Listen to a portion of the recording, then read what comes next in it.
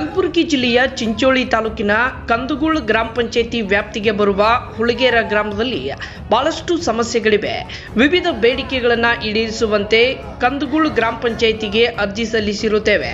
ಆದರೆ ಇಲ್ಲಿಯವರೆಗೂ ಯಾವುದರಿಂದ ಸಂಬಂಧಪಟ್ಟ ಅಧಿಕಾರಿಗಳು ಕ್ರಮ ಕೈಗೊಂಡಿಲ್ಲ. ಹಾಗಾಗಿ ಕಂದಗೂಳ ಗ್ರಾಮ ಪಂಚಾಯಿತಿಗೆ ಮುತ್ತಿಗೆ ಹಾಕುವ ಮುಖಾಂತರ ಬೃಹತ್ ಪ್ರತಿಭಟನೆ ನಡೆಸಲಾಯಿತು.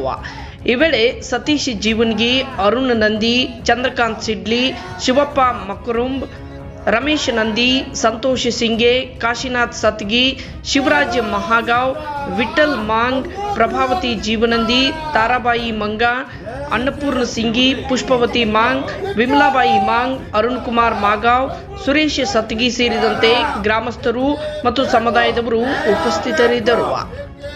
ವರದಿ ಮಾರುತಿ ತೆಗಲತಿಪ್ಪಿ, ಭೀಮವಾದ ನ್ಯೂಸ್, ಕಲಬುರಗಿ.